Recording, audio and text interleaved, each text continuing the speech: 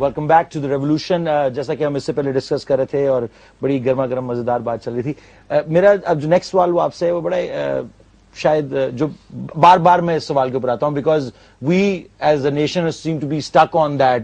وہ جو ہمارے پاسٹ لورلز ہیں اس کے اوپر بھی تھوڑا سا ہم ریلائی کرتے ہیں کہ محمود غزنوی اور یہ اور وہ ان سب لوگوں کی بات کرتے ہیں, لیکن پچھلی 50 سال یا 100 سال میں کوئی بھی ایسا لیڈر یا کوئی ایسا مرد مومن ہمارے میں سے بظاہر نہیں نکلا.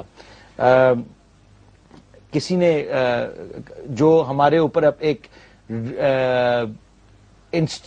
آرگنائز ریلیجن یا انسٹیٹیوٹ جو مسلط کر دیا گیا ہے in shape of House of Saud, یعنی کہ اس سے پہلے تو حجاز تھا اور وہ اس کے بعد یہ بیسکلی ساری religious power for the perception of the world is been giving to the house of Saud, because وہ حرمین الشریفین اور جو بھی اپنے آپ کو کہلاتے ہیں, and being so corrupt as they are, اور جتنے عیاش ہیں اور جتنے بڑے غلام زائنسٹ لابی کے وہ لوگ ہیں, شاید ہی مسلمان, اور میرے خیال سے مسلمانوں کو ویک کرنے میں ان کو سلطنت عثمانیہ کو تباہ کرنے میں بھی ان لوگوں کا ہاتھ ہے, عربز کا.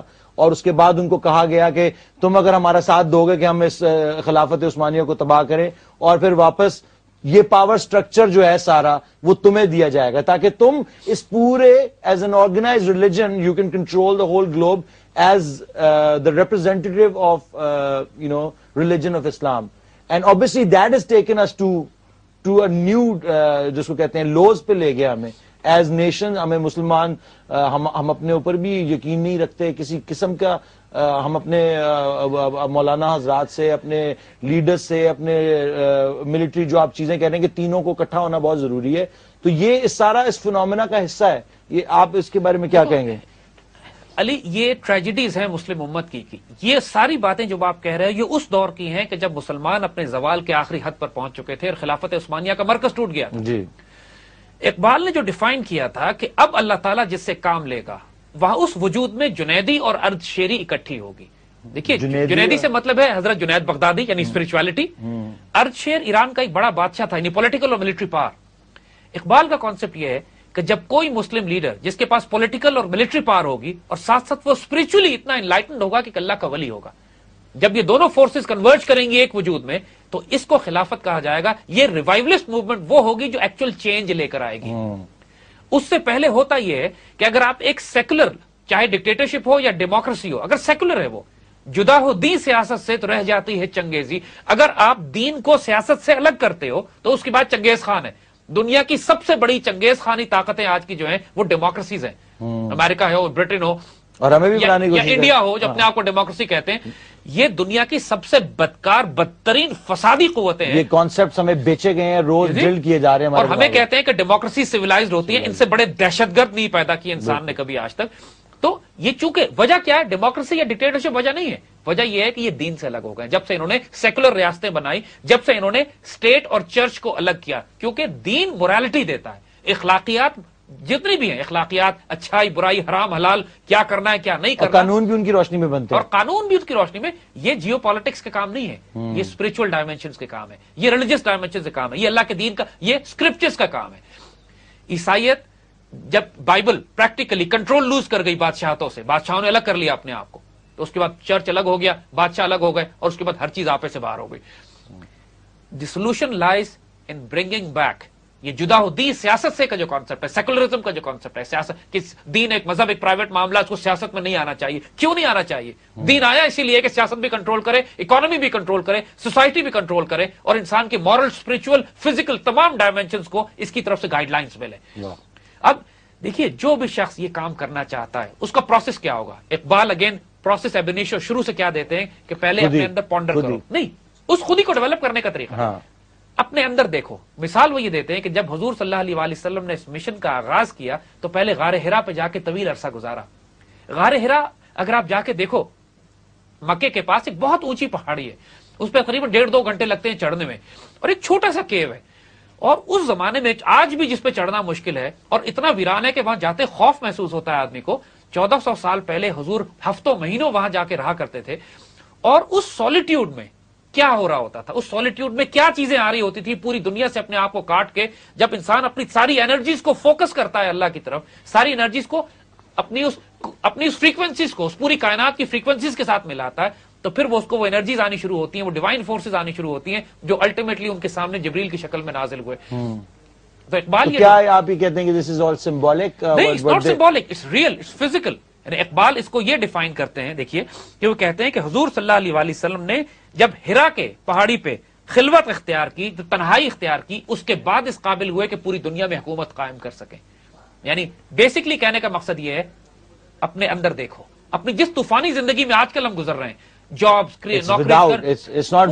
پوری دنیا کا ایک طوفان مچایا ہوا ہے ہم نے جو ہمیں سانس نہیں لینے دیتا. 2 منٹ کے لیے wait think within yourself. سوچو چاہتے کیا ہو، focus your life, what do you want. کہ جو شخص ایک دفعہ یہ ڈیسائیڈ کرے سوچ کے کہ میں کس زندگی کے پیچھے دوڑ رہا ہوں، بی اے کیا، نوکر ہوئی، پینشن ملی اور مر گئے، میری ساری زندگی کا فوکس صرف یہ ہے کہ میں روپیہ کماؤں. نوکری میں اس لیے پڑھتا، میں اس لیے ہوں کہ مجھے جاب بہتر کہاں پہ ملے گی، پیسہ کہاں سے ملے گا. ساری زندگی میرا صرف یہ فوکس ہے کہ میں شادی کس عورت سے کروں گا، گھر کہاں بناؤں گا، گاڑی کون سی خریدوں گا، اور کیمرہ میرے پاس کون سا ہونا چاہیے، اور چھٹیاں گزارنے میں کس آئلینڈ پہ جاؤں گا. اس کے علاوہ زندگی کا کوئی مقصد نہیں. کہتا ویٹ رک جاؤ، سوچو، غور کرو، دیکھو چاہتے کیا ہو. اس کے بعد جب تم کوئی تبدیلی لانا چاہتے ہو تو پہلے اپنا فوکس درست کرو.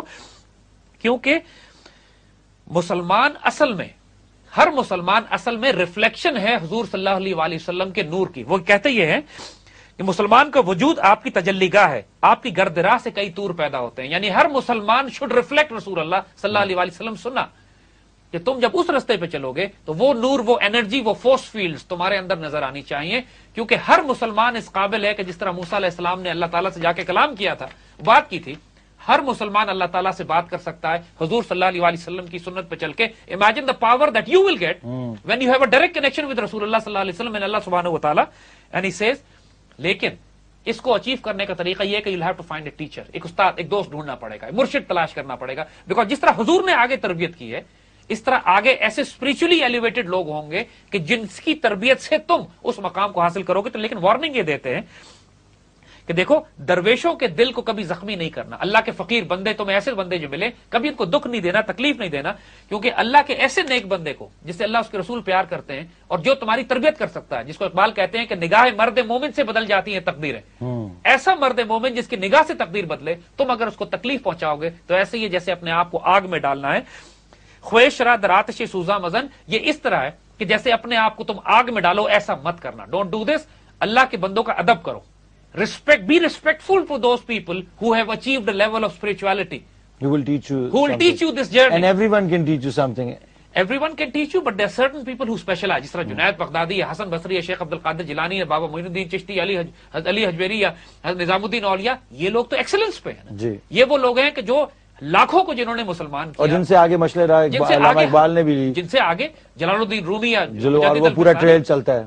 تو یہ نالج ڈزنٹ بگن فرام، وہ ایک پورا خزانہ کہیں سے آیا ہوتا. اور کمال یہ ہے علی کہ ایسے لوگ دنیا میں ختم نہیں ہوتے، لیکن آپ کو تلاش کرنے پڑتے ہیں. اس لیے کہ گلی کے چوک پہ بھی نہیں بیٹھے ہوتے، انہوں نے دکانیں نہیں سجائی ہوتی.